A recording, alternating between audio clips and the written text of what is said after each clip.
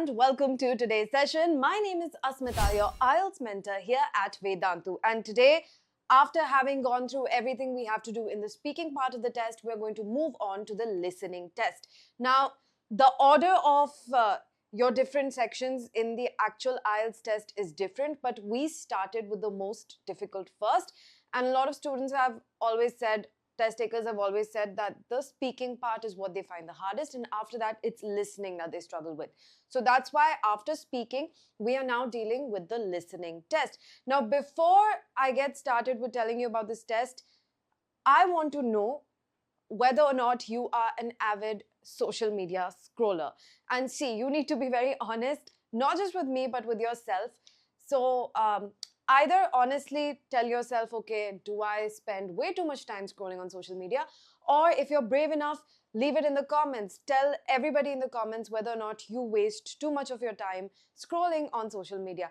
And hey, it doesn't have to be a bad thing.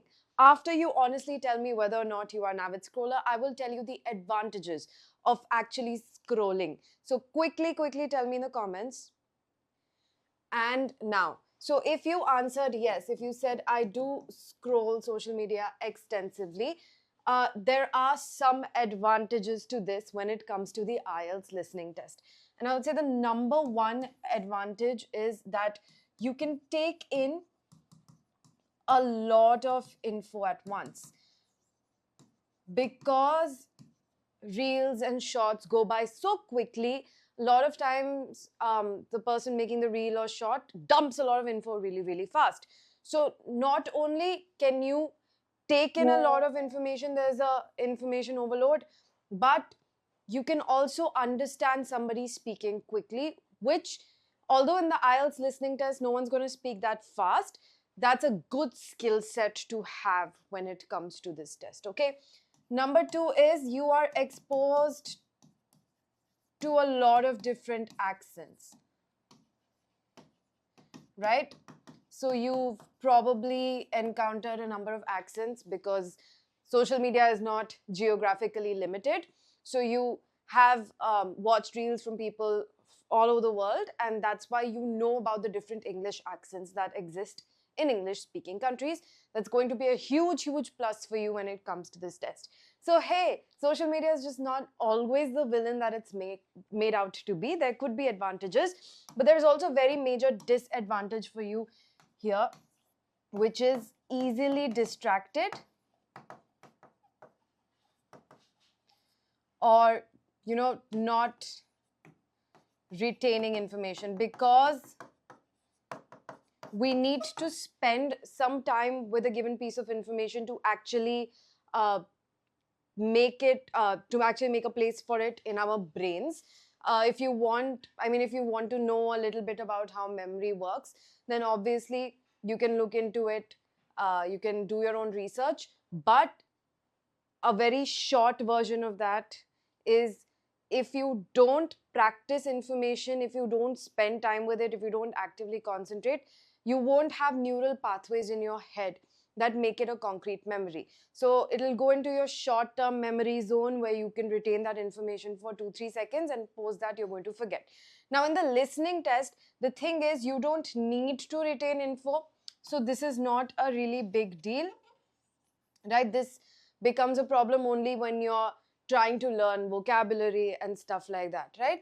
So this is not a big problem when it comes to the listening test, because you're doing it simultaneously. You listen to some information, you write it down, okay? But being able to retain information can be a huge plus if by chance you miss out on listening to something, because you can only listen to your recordings once. So if you miss out on noting down a certain piece of information, being able to retain information can actually be helpful in that case, right? But this is where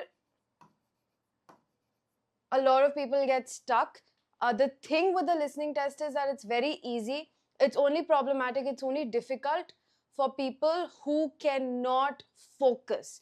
Your ability to concentrate on things has been ripped away by social media, because we are so used to short form content. Our brain has kind of been rewired to not pay attention to stuff that is long, like long format videos like these, you might be struggling paying attention to what I'm saying as well, and you might be thinking, hey, why don't you just list these out faster? Should I watch this in 2x? We have the habit of changing everything to 1.5 or 2x, right? So the thing is, when somebody speaks slowly, when somebody repeats information, especially when a teacher does it, the point is to say it enough times for you to actually hardwire it into your head, and so a neural pathway is created and you don't forget that information. I say it once, you listen to me, fine, chances are you're going to forget. I say the same thing 5 times, you're going to retain it. Now this entire process is no longer deemed necessary by the internet, because also because of the ease of looking up information every time you want to remember it. So earlier, when people wanted information, they'd go to a library, they'd sit with a book, they'd find that information. It was a long process, it took time, and the fact that that entire process took time also made it a core memory in their head. And so whatever it is that they were searching for, they never forgot about it because there was so much that went around it, right? Now if you want to know, for example, the meaning of a word, right, the entire process of going to a dictionary, bringing it out, opening it up, finding the word in it, reading about it, that entire process made that a proper memory in your brain. Now just picking up your phone, googling it, the entire process, I would say, takes 5 seconds. And so if you spent only 5 seconds doing something, chances are you're not going to retain that information.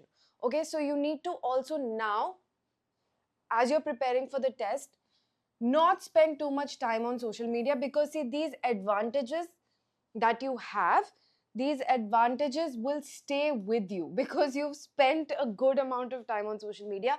But now you need a social media detox so that you can build these skills, not being easily distracted, not being a squirrel, and being able to retain information. Okay, so the advantages you already have, the disadvantages you have to work at so that they are no longer an impediment in your IELTS journey, right?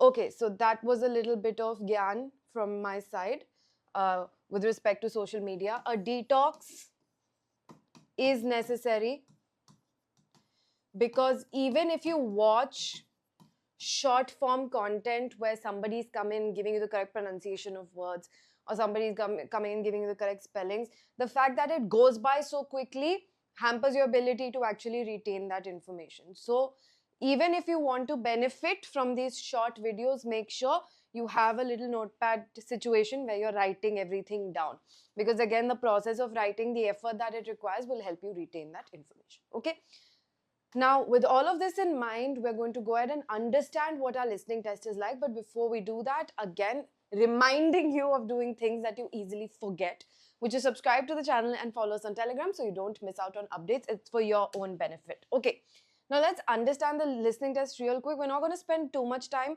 on strategy right now because we are actually going to take the test together. What I'm going to be doing is I am going to go to an official IELTS sample test, and it has sample tasks. So what we're going to do is we're going to do 4 sample tasks, and after each task we'll just discuss what the task was like and what we learned from it, and I will be taking the test with you. So essentially, I am taking the test, because who's holding you accountable? Whether or not you take the test depends entirely on you. But I, for the purpose of this video, will have to take the test, right? So I will be doing that live in front of you, and we're going to go through the entire process and discuss strategy while we do that, okay? Before we get to the sample task, we need to know the basics of the IELTS listening test. So the basics are simply that it's a 30-minute long test with 10 minutes of transfer time. What this means is transfer time is nothing but putting all your answers in the answer sheet, okay? So the way the listening test works is you're given a recording, you're wearing headphones, you're given a recording, you listen to that recording, and there's a task associated with that recording. So there are multiple different kinds of tasks and questions. It could be filling up a form, it could be answering random multiple choice questions, okay? It could be like an itinerary, so many different things. that you can come across here, and you're going to listen to what is being said. In terms of the listening content, you have two things. You have a conversation, so that is between two people, and you have a talk or a speech, or a monologue, which is just one person talking, right? Harder to concentrate, I feel, on the one person talking bit. Easier to concentrate when it comes to a conversation. But fine, so you're going to have two recordings which are conversations, two recordings which are just talks, so speeches or monologues, okay? And whenever you listen to a recording, you're going to have a sample task along with it. You're going to have a task along with it that you have to do simultaneously. Now, focus on the word simultaneously, because as you're listening to the information, you're going to have to answer the questions, because you can only listen to a recording once. I cannot stress this enough. Even while practicing, get into the habit of, one second, can only listen once, okay? And so the listening and writing has to happen together, goes hand in hand. It's not possible for you to listen to the recording, have all the information memorized, and then write it down later. You're not giving a summary. That's not possible. You're giving very specific answers. For example, if the recording is about a person booking a hotel, then there's going to be very specific information about the hotel, the address of the hotel, the kind of amenities and facilities you have at the hotel. So there's no possible way for you to memorize all this information while listening to the recording and then filling out the answers. That's not possible. So you have to do it simultaneously together, okay? Which is where concentration becomes a huge factor. You need to be able to concentrate and do something together. So mind and hand need to work together and effectively, okay?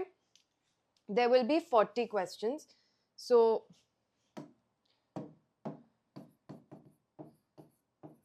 1 mark for each question, right?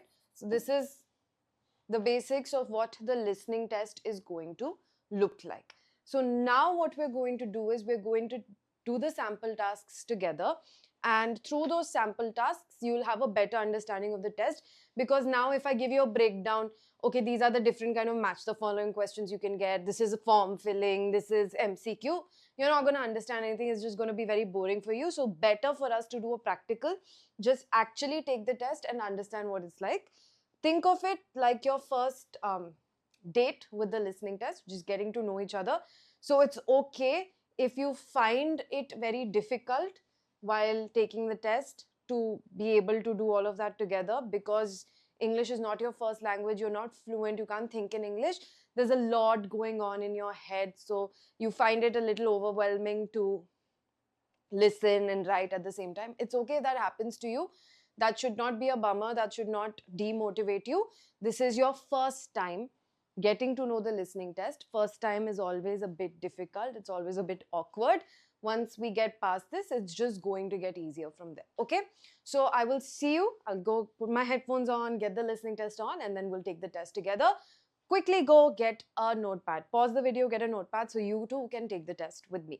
I am back with my headphones on, but this is just a prop. I'm not actually going to hear through these, because you have to take the test with me. All right? So we're going to do it together. I'm going to play the recording so you are also able to hear it.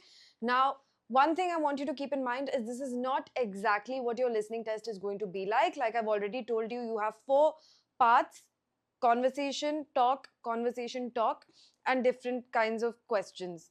Just a permutation combination of the many types of questions that you can see in the listening test. We are just doing 4 sample tasks, 2 of conversations and 2 tasks of just one person talking, so that we have a fair idea of what the recording is like and how to answer these questions simultaneously. Okay, we're going to practice the actual listening test soon. This is your first, like I said, this is your first date with it. So you're just getting to know each other, getting comfortable with each other. So I'm not going to overwhelm you with an actual test just off the bat. Okay. So we're going to do one sample task, then we're going to discuss it, then another sample task, then we'll discuss it a little bit. Now, because this is not the actual test, a lot of things are missing here. For example, in the actual test, you're going to get instructions in the recording. So right now, you won't hear any instructions. So I'm just going to quickly tell you what actually happens. So you're not supposed to open your test until you're asked to. Once you're asked to, you open the test. They first give you time to go through the questions, and you have to make use of this time, because knowing what kind of questions you need to answer will help you focus on those parts when you're listening to the recording. Okay, so go through the questions, get comfortable with the questions in the time that you're given, and then when you start listening to the recording, you have to answer the questions in your question sheet itself, because remember I told you get 10 minutes transfer time. So 30 minutes you're listening to the recordings, you're answering on the question paper, and then you get 10 minutes to transfer your answers to your answer sheet. You can only listen to a recording once, so if you miss out by chance on any information, it's gone. Then you can try guessing or trying to remember what that information is, but chances are you won't be able to. So you have to make sure you're super focused and you're concentrating once the recording starts. Okay, so now let's do the first task. The first task is a simple form completion task.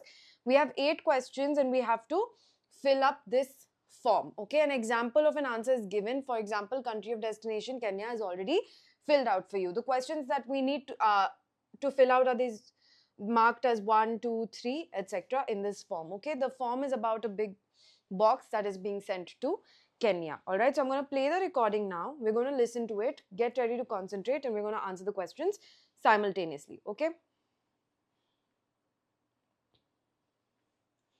You will hear a telephone conversation between a customer and an agent at a company which ships large boxes overseas. Good morning. Okay, once again, I'm going to quickly pause to also tell you another important thing. It says no more than 3 words and or a number. Okay, so you can't pause in the actual test, but I'm just stopping here to tell you this. So this is very important. Don't lose marks simply because you did not read the instructions properly. You cannot write more than 3 words and a number. Okay, that means you can write one number. That means you can write one word. That means you can write 2 words and a number. All right, just never more than 3 words. All right, so anything less than 3 words and a number, or 3 words and a number, simply a number, all of that is fine. No more than 3 words. If you write more than 3 words, you're not going to get marks. Okay, all right, I'm going to start the recording again now. Can I help you? Oh, yes. I'm ringing to make inquiries about sending a large box, a container, back home to Kenya from the UK. Yes, of course. Would you like me to try and find some quotations for you? Yes, that'd be great. Thank you. Well, first of all, I need a few details from you. Fine. Can I take your name? It's Jacob Mkere. Can you spell your surname, please? Yes, it's Mkere. Is that M for mother? Yes. Thank you. And you say that you will be sending the box to Kenya? That's right. And where would you like the box picked up from? From college, if possible. Yes, of course. I'll take down the address now. It's Westall College. Is that Westall? Yes, college. Westall College. And where's that? It's Downlands Road in Bristol. Oh, yes, I know it. And the postcode? It's BS8 9PU. Right. And I need to know the size. Yes, I've measured it carefully and it's 1.5 meters long.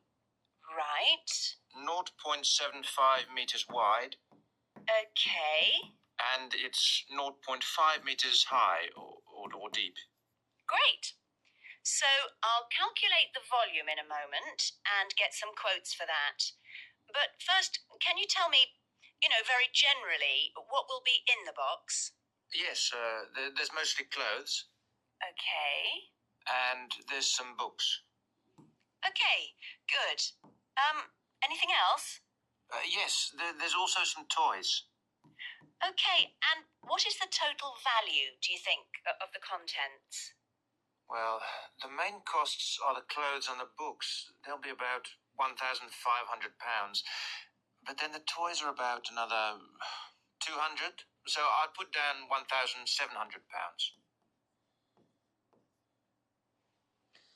All right, that brings us to the end of the recording. We filled out everything that was necessary. Now, in the middle, there was some information that was being given that was not a question. For example, town, it said Bristol, but that's not a question, so we didn't have to answer that. They also told us the length, how long the box is, but that's not a question. There's no number next to it, so we did not have to fill that out.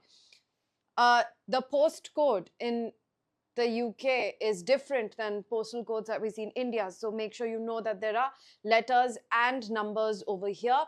And they said not 0.75, not 0.5. Not means 0. Okay, that's something that you need to know. You'll encounter a lot of these words that perhaps we don't use in English but are acceptable in other places. For example, in America, instead of saying 0, sometimes they'll say O. So if they're giving you a number like 108, they'll say 108 instead of 108. In British English, you'll hear 108 instead of 108. Okay, so you need to familiarize yourself with these things. Here we have the dimensions, and we have the contents, books and toys, and then the estimated value. Let's quickly check if our answers are correct. And here we are. Okay, MK. Now see, whenever you have a difficult spelling that somebody could get wrong, it'll always be spelled out for you in the recording. So here there's no reason for you to get the spelling of this name that you're unfamiliar with wrong, because they spelled it out for you. They spelled Westall out for you. So if you didn't write a double L, you got it wrong because they clearly spelled it out for you. She confirmed. She said, is it Westa and the guy on the phone said yes. Okay, so here's our postal code, our dimensions. See, so even if you spelled out meters, and if you wrote wide or high and deep, that's also acceptable. Whatever you see here in brackets is acceptable, but all we wrote was 0.75 m. That's also fine. That's a completely correct answer. And then in either order, books and toys, if you wrote some, that's also okay because it's less than 3 words. So as long as you don't exceed the 3-word limit, you're in the green, no problem there, and £1,700. Okay, so we've gotten everything right. Now let's move on to the second task. Let's quickly glance through the questions first.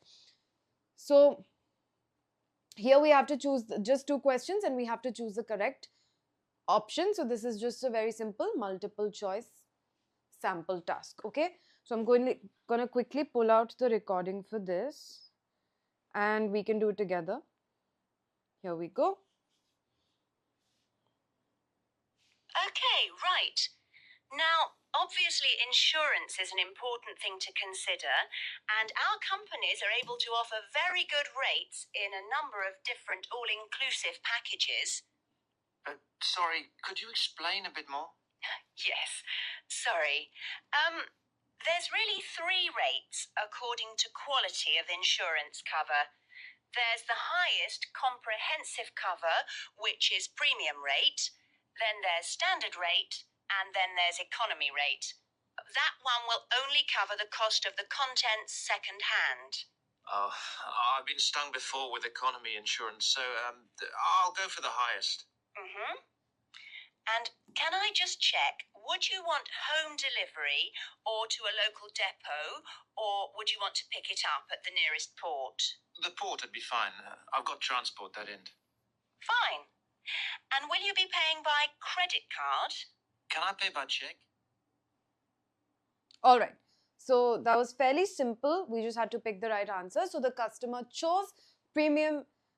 So now here the problem was he didn't directly say that he wanted premium. There was no statement in the recording that said, I'm going to go with the premium insurance.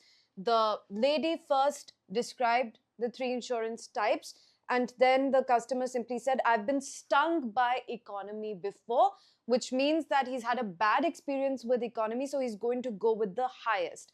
And the highest was obviously the premium insurance, right? And then she asked, do you want it delivered to your house, a depot, or a port? And then he said, port is fine because I have local transport there. All right, so C and A are our correct answers.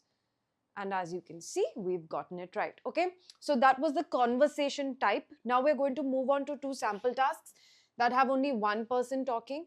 So I'm just going to scroll past this. You can find this. I'll tell you how to find this document so you can do the rest of the ones we didn't do by yourself. Okay, now we're going to do a plan, map, diagram, labeling. This is a labeling task. Let's quickly look at what it looks like. So we have to choose 5 answers from the box and write the correct letters. Obviously, we have more than 5 options, but we are only supposed to fill out whatever applies to our question. So what do we have here? 11, 12, 13, 14, 15. This is a layout of a library. The recording is going to explain exactly what it's like, where's what, and accordingly we're just going to fill out the letter. What is 11, what is 12, what is 13, and we have 5 questions for this. Okay, so let me quickly pull out the recording so we can do this together. And do let me know in the comments if you're finding this difficult or is it a bit overwhelming for you. Okay, here we go. You'll hear the librarian of a new town library talking to a group of people who are visiting the library. Okay, everyone. So, here we are at the entrance to the town library. My name is Anne, and I'm the chief librarian here. And you'll usually find me at the desk just by the main entrance here. So, I'd like to tell you a bit about the way the library is organised and what you'll find where. And you should all have a plan in front of you. Well, as you see, my desk is just on your right as you go in. And opposite this, the first room on your left has an excellent collection of reference books and is also a place where people can read or study peacefully. Just beyond the librarian's desk on the right is a room where we have up-to-date periodicals such as newspapers and magazines. And this room also has a photocopier in case you want to copy any of the articles. If you carry straight on, you'll come into a large room, and this is the main library area. There is fiction in the shelves on the left and non-fiction materials on your right. And on the shelves on the far wall, there is an excellent collection of books relating to local history. We're hoping to add a section on local tourist attractions too, later in the year. Through the far door in the library, just past the fiction shelves, is a seminar room, and that can be booked for meetings or talks. And next door to that is the children's library, which has a good collection of stories and picture books for the under 11s. Then there's a large room to the right of the library area. That's the multimedia collection, where you can borrow DVDs and so on. And we also have CD-ROMs you can borrow to use on your computer at home. It was originally the art collection, but that's been moved to another building. And that's about it. Oh, there's also the library office on the left of the librarian's desk. Okay. Now, does anyone have any questions? Yes, thank you, sir. All right, so that brings us to the end of this recording. Now here, as you can see, there is a part where I got a little stuck because I couldn't see all of my options. So what I did was, instead of trying to scroll and look at my options, before she finished saying everything she had to, I just jotted down everything that was here. There were newspapers, magazines, photocopier, and there were also periodicals here, which I heard, but I couldn't jot down quickly, right?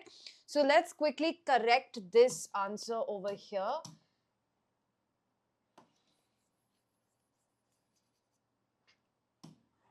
And do we have periodicals? Yes, we have periodicals. Gee, thank God. Okay, so now this can happen to you if information goes by quickly and you sort of miss out on it. Just jot down everything that she's saying so that you can match it later. Thankfully, I remembered that she said periodicals.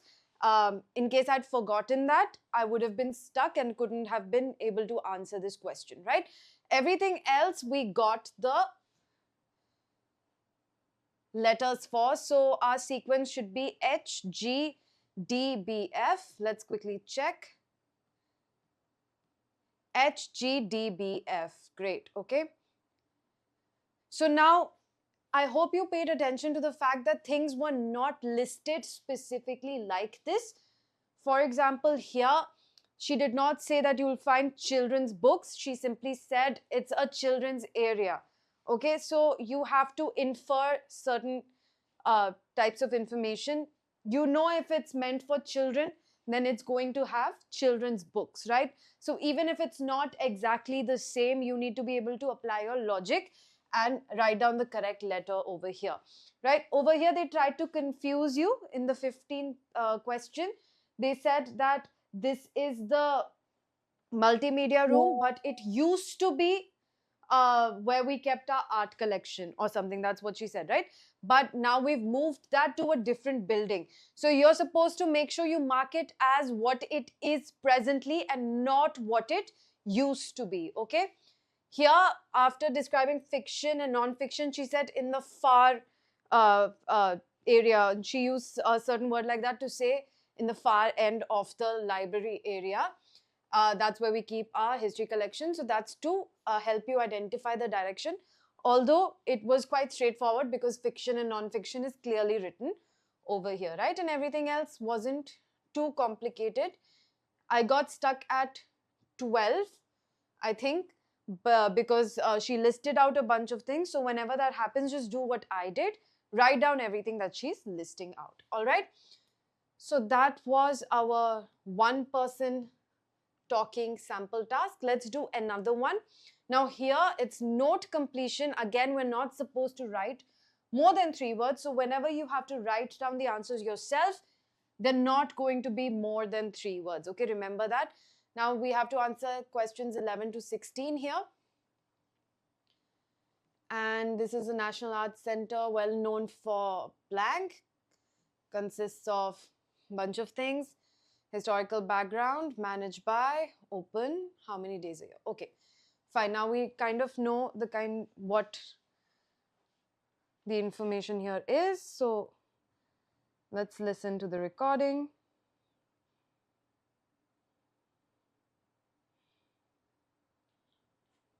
Section 2.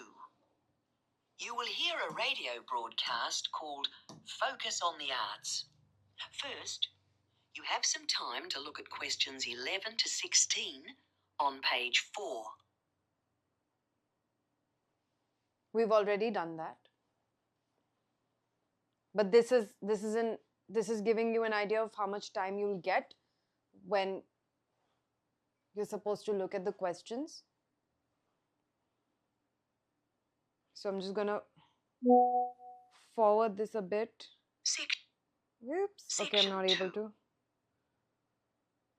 All right. And welcome to Focus on the Arts. I'm your host. So this is the 40. Now listen carefully 42 seconds. and answer questions 11 to 16. Hello, and welcome to Focus on the Arts. I'm your host, Dave Green, and this is your very own local radio program. Every Friday evening, we put the spotlight on different arts and culture facilities and look at the shows and events that are on offer in the coming week. And today, the focus is on the National Arts Centre. Now, if you don't already know it yourself, I'm sure you've all heard of it. It's famous throughout the world as one of the major venues for classical music. But did you know that it's actually much more than just a place to hear concerts? The centre itself is a huge complex that caters for a great range of arts. Under a single roof, it houses concert rooms, theatres, cinemas, art galleries, and a wonderful public library, as well as service facilities including 3 restaurants and a bookshop. So, at any one time, the choice of entertainment there is simply enormous. So, how did they manage to build such a big arts complex right in the heart of the city? Well, the area was completely destroyed by bombs during the war in 1940. So the opportunity was taken to create a cultural centre that would be what they called the city's gift to the nation. Of course, it took a while for such a big project to get started, but it was planned in the 60s, built in the 70s, and eventually opened to the public in 1983. Ever since then, it has proved to be a great success. It's not privately owned, like many arts centres, but is still in public hands. It's run by the City Council. Both our National Symphony Orchestra and National Theatre Company were involved in the planning of the project, and they're now based there, giving regular performances every week. And as the centre is open 363 days of the year, there are plenty of performances to choose from. All right, so that brings us to the end of this part. Let's quickly see if we've answered everything correctly. So classical music for 11, then bookshop. 1960 was when it was planned, 1983 when it was opened, managed by City Council, and 363 days. Okay. There we go. Classical music, acceptable answer. Bookshop or bookstore, both work here. If you wrote classical music concerts or concerts, that would have also been fine. Planned, 1983, we wrote the exact date. You could have also written 1980s if you missed out or got confused about the exact date. It's run by the City Council. We've written that, and it's open 363 days a year. So we've only done questions 11 to 16, and all of our answers are right. So honestly, it's just a matter of paying attention and not getting distracted and missing out on information. That's essentially all it is. And also sometimes they didn't exactly say managed by. Let's go look at the transcript. I'll show you. He didn't use the word managed by. He used the word